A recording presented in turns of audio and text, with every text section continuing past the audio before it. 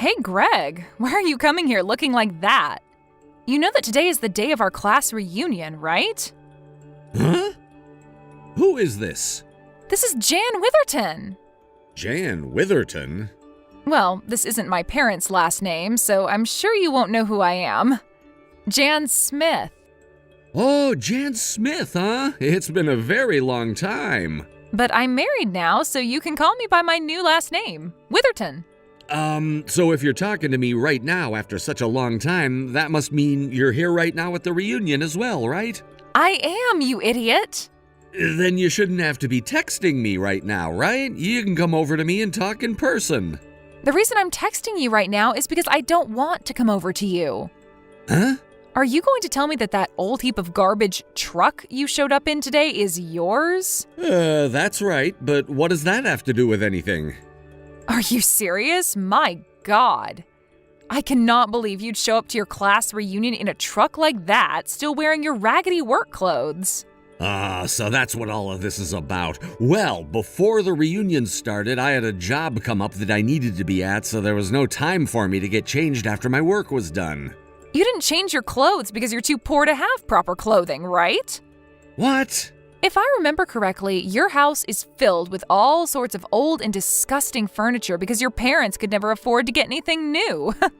Now that you're saying that again, it reminds me of how often you picked on me back in school because of my house. Well, come on. Did you see your place? You've been living in that same place ever since we all started elementary school, and I was certain that that house would cave in on itself at some point before we all graduated high school. Well, right now my older brother and his wife have that house, and I'm living downtown near the bus station. Don't you remember back when we all finished elementary school, I moved into a new place with my family? We ended up getting a house downtown near the bus station where there was a shop on the first floor and then our house was on the second floor. Well, my parents opened that secondhand furniture store on the first floor when we moved in. So that's what happened to that old house. Since my parents run the place on the first floor of the building, and since I have a job of my own, I have no desire to work for them. I see. So your parents must have seen just how much of a useless idiot you really are and made sure not to let you work in that store with them, right? That's not the reason for it at all. I'm just saying that I have wants of my own, and one of those is to work a different kind of job than that. So in other words, what you're saying is that you failed to do the job they asked you to do, and so now you're left doing some stupid work that you want to do. I totally get it now. Such a great feeling, right? So, no matter what I try and say about myself, you seem to only want to make it seem as though I'm a failure.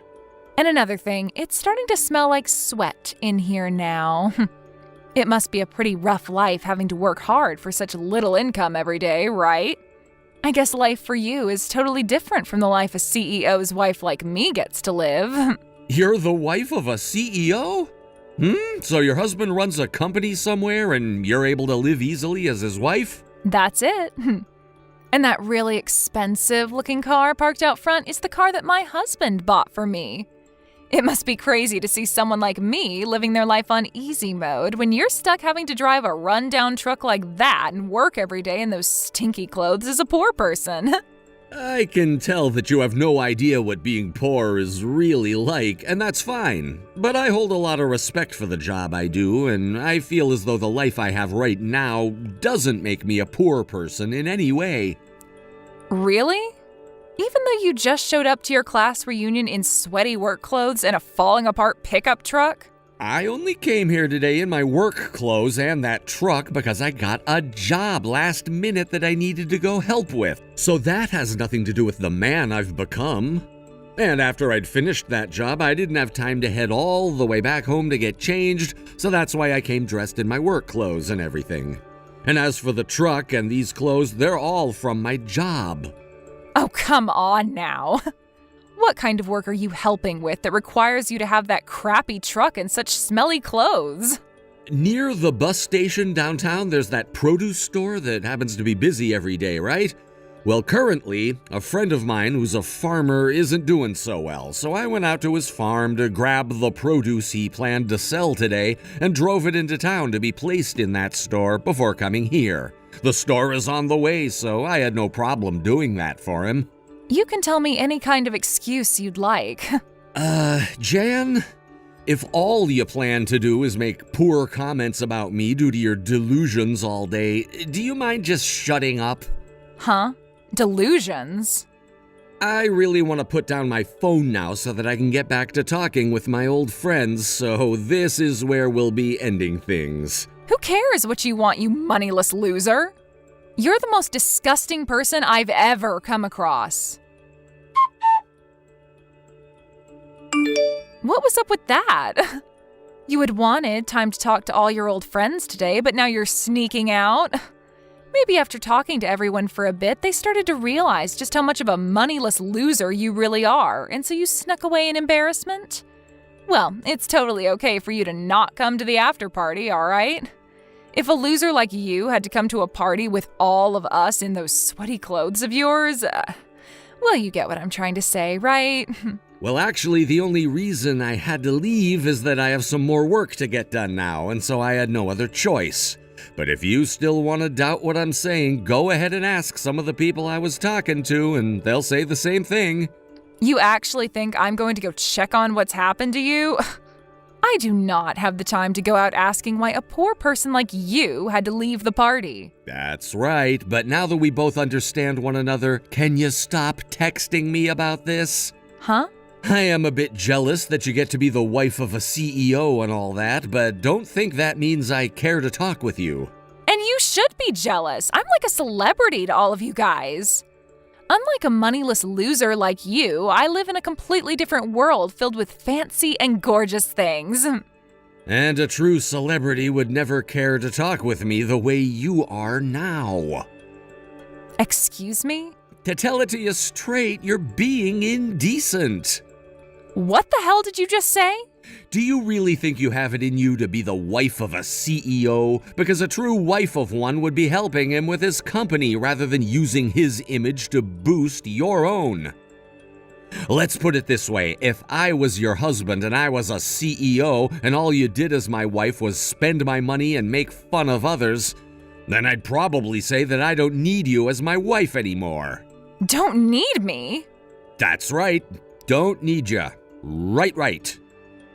Now that we're talking about your husband and his job as a CEO, can you go ahead and tell him that he is in debt $7 million to all of his customers and that those relations will be halted for the time being? Huh? $7 million? Of course, he'll be told by other companies as well here soon, but it would be nice of you as his wife to inform him of all this. Is this like a downturn? In your case, you're much like your husband's employees, where you're given money by him like a salary every month, right? Well, since your income is on the line much like the rest of your husband's employees, it'd be best that you start to understand the state of his company a bit more.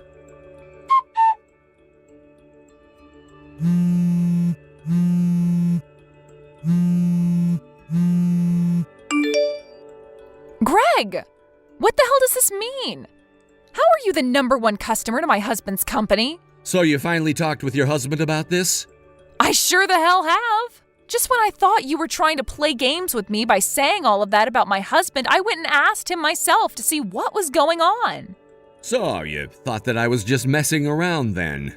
I just thought that you were trying to make up for losing to me and tried to lie about my husband's job. But when I went to my husband with all of this, he turned ghost white. He told me that a project he'd been working on worth $7 million had started to go downhill. And as for that project, he had come to my company asking for us to help take part in it to come out with a success. And at first I thought that the partnership would be good for us and that we'd just have to work with his company like any other project had been.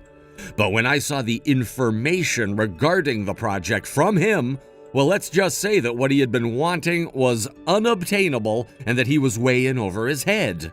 It was that bad then? Yes. He didn't even have any plans yet for the marketing side of the project, and that alone showed me that he had no faith in even getting this project to go anywhere. And so that's why I ended up saying no to his offer of us working together.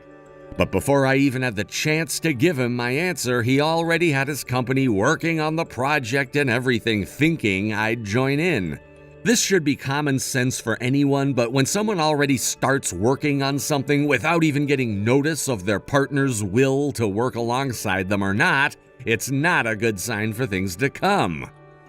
So, after seeing all of this from your husband and his company, I lost faith in doing any more work with him, and so I canceled all projects that were already ongoing with his company and will no longer be a customer of his. And I made sure to have that notice sent to his company the other day. What the hell? So this is what ended up happening? I'll have you know on a personal level that your husband has got guts for jumping on a project like that without overthinking things. But when it comes to business, you can't be too hasty like that. It can spell doom for any company when they aren't quite ready yet. And that's why I'd no longer like to do business with him and his company. What the hell does he think he's doing?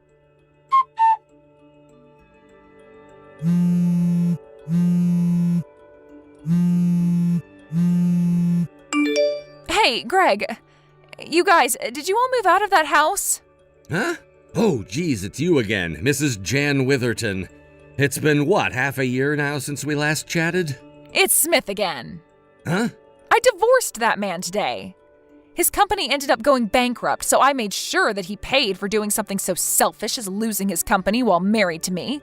Okay. So you guys moved out of that house? Why are you asking me something like that?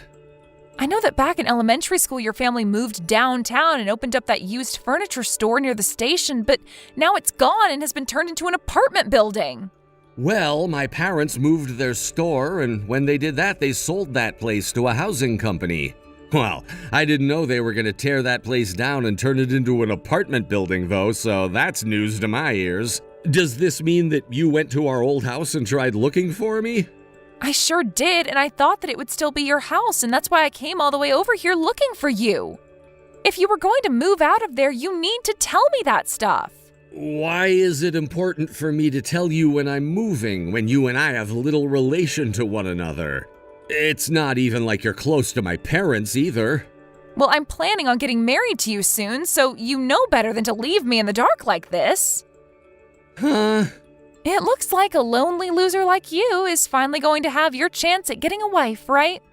And not only is this chance rare for you, but it's even more rare considering I'm like the diamond of women, and I'm willing to marry you now. So make sure to treat me right, okay? No, please tell me you're not being serious right now. Hey, about your current address. I'm already married to another woman right now. Huh? I've been married to one of my best friends for a while now, and we've already had 3 kids together. You're kidding. That's a freaking lie, right? If you're already married, then what's going to happen to me? I thought that even after divorcing someone like my ex, I'd still have you to fall back on. Wait. Why did you think that would be the case? There was never a moment between us where you thought you could become my wife, right? There was, though. Back in middle school, you had a crush on me. I absolutely did not, but... Huh? When you and I were in the same classes in 8th grade, you were always looking over at me like you wanted me in every way. That was me looking at the girl sitting next to you, who's now currently my wife. What? So that's probably why you thought I was looking at you like that back then. And back then you knew about me dating her, right? Wait, you're joking, right? No way. You're telling me that you are into that nerdy little freak of a girl? Well, rather than calling her a nerdy freak, you can call her something like a nerdy and quirky girl. Huh? You're telling me that a freak like her made you fall in love with her more than a goddess like me? You divorce her this instant and come and marry me. Screw you. Marry me right now. Where the hell are you living right now? Greg, marry me. Tell me where you live. Shut up already. What? I'm blocking you now. Wait a goddamn second. Bye-bye. You're supposed to marry me. Right before blocking things with Jan, she made it seem as though I'd really want to marry her. However, what I learned later is that the previous marriage she had with her CEO husband was actually made possible by her stealing him from her younger sister years ago, and that led to her whole family cutting ties to her. And so, because of that, after leaving her CEO husband, she would have nowhere left to go home to. And that's why she was so hell-bent on marrying me. And only a few days after I blocked her, she started to cause a disturbance at the front desk of my office, saying she needed to talk to me and would start tearing her way into my office if they didn't let her in. But before she could do anything to get to me or harm any of my employees, my security was on her like dogs, and they took her away in one of their cars to the nearest police station to have her turned in for trespassing. And ever since she was taken into custody by the police, things have been calm and peaceful for me. However, a couple days after that, I heard more news about her and her ex-husband, and it became clear to me that she never left her husband due to his company going bankrupt. Rather, he had divorced her because she'd been cheating on him with another man from our class reunion. So as of right now, Jan is working her butt off at multiple different jobs trying to make money to pay for her own apartment as well as money to pay off the settlement her ex asked for.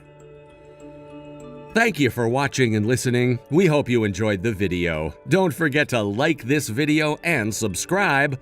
Also, feel free to leave a comment about what you thought of the story. We look forward to seeing you at the next story.